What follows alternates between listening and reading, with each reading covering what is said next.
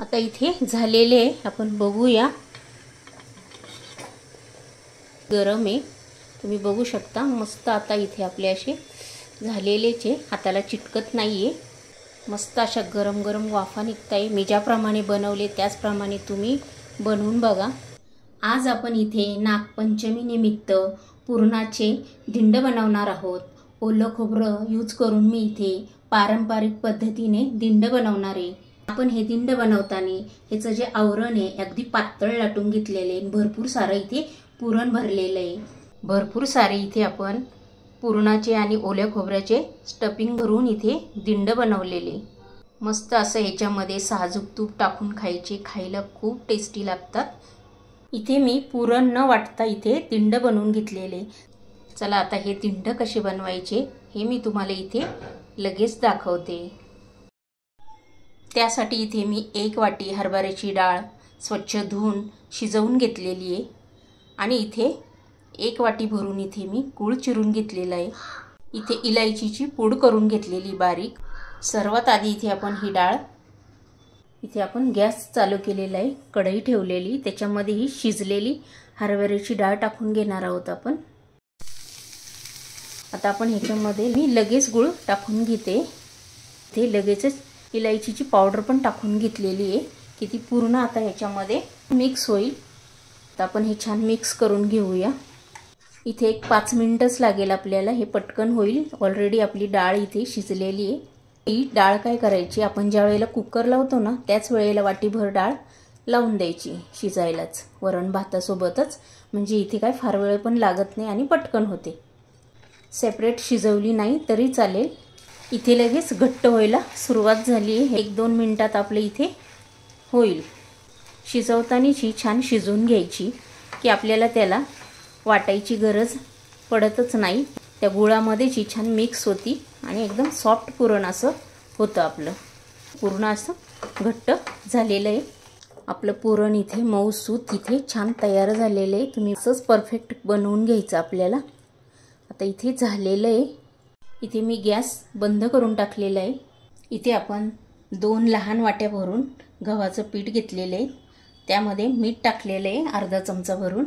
इथे मी अर्धा चमचा हळद घेतली, ती पण इथे ॲड केलेली। हळदीमुळे कलर छान येतो आपल्या दिंडाला, किंवा तुम्ही कानोले पण म्हणू शकता। आता आपण हे छान मिक्स करून घेऊया। मीठ, हळद हे पूर्ण या पिठाला छान लागले गेलं पाहिजे। आणि त्यानंतर इथे आपण सैलसरच मळून घ्यायचं आहे। लागेल तसं पाणी टाकून आपण हे छान भिजून घेणार आहोत। इथे काय आपल्याला जास्त घट्ट नाही मळायचं हे पीठ, असं थोडंसं सैलच मळायचं आहे। बघा इथे आपलं छान असं मळून झालेलं आहे, जास्त घट्ट पण आपण इथे मळलेलं नाही आहे। इथे मी 1 चमचा भरून इथे तेल टाकून घेतलेलं आहे। आता आपण तेल टाकल्यानंतर मिक्स करून घ्यायचं आहे तेलामध्ये आणि एकदा छान असं मस्त मऊसूत आपण इथे मळून घेणार आहोत या तेलामध्ये। इथे असं छान मस्त मऊसूत आपले इथे पीठ मळून झालेले कापसासारखे। थोडंसं इथे सैलसरच पीठ भिजवून घेतलेले। आता आपण हे थोडं एक 15-20 मिनिटं तरी भिजून देऊया। आणि तुमच्याकडे वेळ असेल तर अर्धा तास भिजवलं तरी चालेल, तुमच्याकडे वेळ नसेल तर कमीत कमी 15 ते 20 मिनिटं तरी हे छान भिजून द्यायचं। इथे आपण थोडंसं तेल टाकून घेणार आहोत। इथे तेल टाकल्यानंतर छान असं मळून घ्यायचं आहे आणि आपण इथे छान भिजून दिलेलं आहे, त्याच्यामुळे असं मस्त मऊ झालेले आहे पीठ, एकदम सॉफ्ट। 2 मिनिटं मी हे छान असंच मळून घेणार आहे या तेलामध्ये। हे बघा इथे छान असं भिजल्या गेलेलं आहे पीठ, मस्त सॉफ्ट झालेलं आहे। आता आपण इथे हे बघा इथे असा एवढाच गोळा घ्यायचा आपण। इथे असा गोळा घेऊन आपण त्याच्यावर थोडंसं इथे पीठ टाकून घ्यायचं आहे। हे बघा इथे आता आपण हे छान लाटून घ्यायचं आहे। एकसारखी गोल लाटायची आपण इथे आणि शक्यतो पातळच लाटायची। हे बघा इथे एकसारखी अशी मी पातळ लाटून घेतलेली आहे,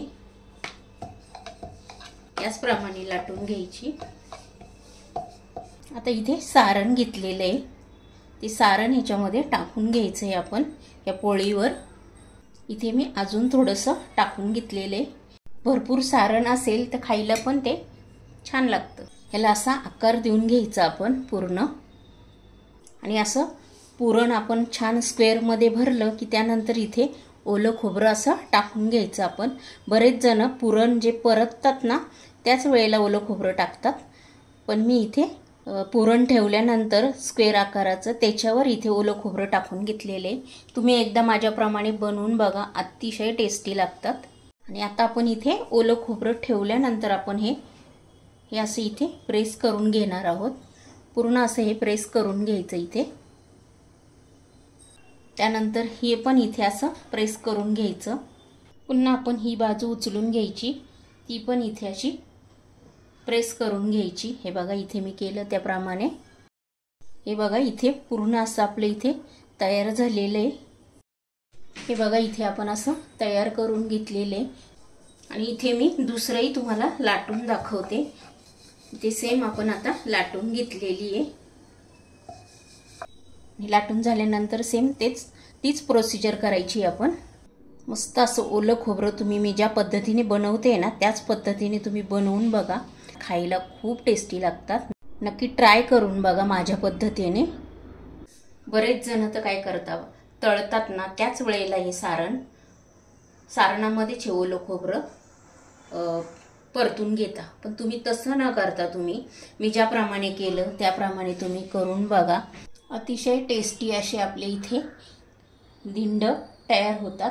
ज्याप्रमाणे तुम्हाला सर्व प्रोसिजर मी दाखवली त्याचप्रमाणे इथे सर्व बनवून घेणार आहे. इथे आपण असं तेल लावून घेतलेलं आहे चाळणीला.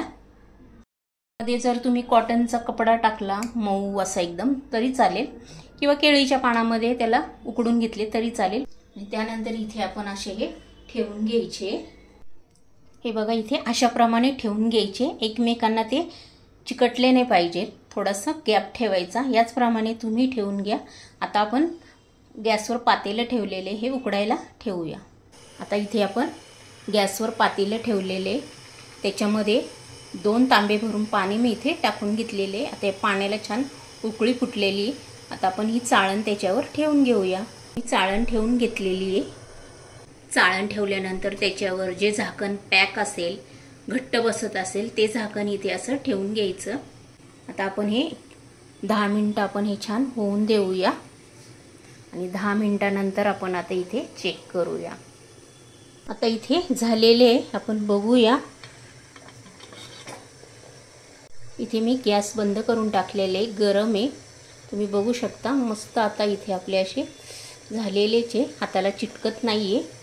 तुम्हाला जर ही माझी रेसिपी आवडली असेल, भरपूर सारं इथे पुरण ओलं खोबरं भरून बनवलेले दिंड, तर पटकन लाईक करून घ्या. चॅनलवर जर नवीन असेल तर सबस्क्राईब करून घ्या.